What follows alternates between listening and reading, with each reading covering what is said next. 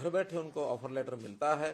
केवल एक data bank हमारे पास है, उस डाटा बैंक में उनके जो क्वालिफिकेशन है और उनका जो एक्सपीरियंस है या अन्य जो शर्तें इसमें हैं वो लेकर के उनको एक रैंकिंग दी जाती है। उस रैंकिंग के आधार पर higher the rank sooner he will get the offer letter. लेकिन उसकी क्वालिफिकेशन रिक्वायर्ड है वो होनी चाहिए। 2 और लेवल 3 इसके किए जा रहे हैं, लेवल 1 अभी नहीं किया है। लेवल 1 का इनके होने के बाद जो ये ज्वाइन करेंगे, अगर मान लो इनमें से ये ज्वाइन नहीं करते हैं और हमारे पास इस प्रकार के लोग नहीं है तो फिर बची हुई जो जगह है वो लेवल 3 वालों को भी हम देंगे। लेवल 3 लगभग 2800 हमारे पास इंडेंट्स हैं, जिसको अगले किसी भी चरण में 2800 लोगों को वहां भी देंगे। तो इस प्रकार से ये जो शिक्षा, अनुभव या उसकी इनकम, फैमिली इनकम, उन सब के आधार के ऊपर उसकी रैंकिंग की जाती है और इस रैंकिंग के आधार पर ये किया जाता है। तो आज इसके हमारी अथॉरिटी है, वो अथॉरिटी बैठ करके सारे क्राइटेरिया को तय करती है। जब कभी क्राइटेरिया चेंज करने की भी आवश्यकता होती है तो अथॉरिटी सक्षम है, वो क्राइटेरिया चेंज करती है। लेकिन शर्त यह है कि किसी भी समय क्राइटेरिया चेंज करके नेक्स्ट डे से उसकी नहीं कर सकते उसकी डिप्लॉयमेंट। जो अथॉरिटी चेंज करेगी उसको पब्लिक किया जाएगा और उसके 3 महीने बाद उस चेंज्ड कंडीशंस के आधार के ऊपर भर्ती होगी, ताकि किसी को यह ना लगे कि किसी को अचानक लाभ देने के लिए और ये किया गया है। उसके बाद भी 3 महीने तक पुरानी शर्तों पर ही चलेगी। तो ऐसा एक ट्रांसपेरेंट सिस्टम ये बनाया गया है।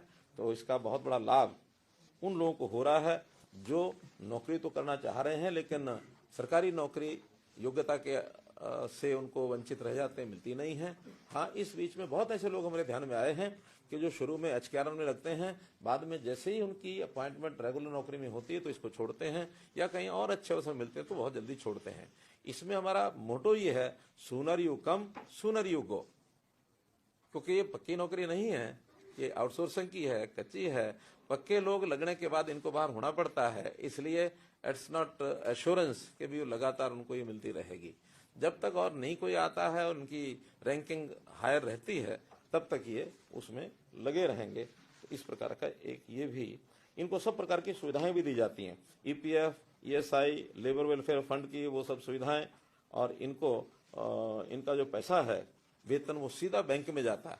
जो पहले ये था ना, ठेकेदार ने ले लिया, ठेकेदार ने लिया तो कितना दिया, कितने पैसे काट लिए, और बहुत प्रकार की समस्याएं झेलनी पड़ती थी। हमने ठेकेदारी प्रथा को खत्म करने के लिए एक यूनिक एक सिस्टम बनाया है और यहां तक बन गया है अभी ये कि अभी जो विदेश में हम लोगों ने जो चयन कराया, खास करके इजराइल की जो चर्चा होती थी, तो हमारे HKR के माध्यम से फॉरेन कोऑपरेशन डिपार्टमेंट ने जो काम किया उसको उन्होंने पसंद किया और बाकी प्रदेशों के जो लोग आए हैं, जो वहां के वो जो क्या पार्टनर होते हैं, ट्रेनिंग पार्टनर, उनके माध्यम से आए तो बहुत सी शिकायतें उनको मिल गई कि पैसे लेकर के वो भेज रहे हैं। उन्होंने सबको रिजेक्ट कर दिया और केवल 250 लोग अभी हरियाणा के लगभग 250 हैं जो सिलेक्ट होकर के ट्रेनिंग